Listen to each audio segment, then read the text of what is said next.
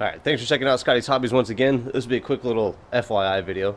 We're doing a transmission filter change and a oil drain and fill on my Acura 2000 TL 3.2 liter automatic, obviously. Well, I guess not obviously because you don't know. It's an automatic. But one thing I got asked while talking about this a lot was, what fluid am I going to use? Because the oil fluid was like kind of expensive to people, they say, or they said.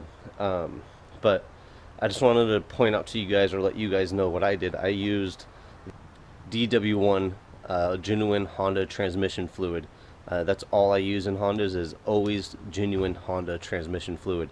For some reason, nothing else works as good as this does on these engines, but it works. So I ended up getting 6 quarts on an auction site, I believe, and I'll put the link below. I think it was like 26 bucks for 6 quarts or something like that. It wasn't that bad, but always use this fluid in your Hondas. Well, not this, but make sure you use the Honda fluid that's recommended for your Honda or Acura. So hopefully this helps you out. Like, subscribe, and share. I'll see you guys on the next one. Thanks for watching my FYI video.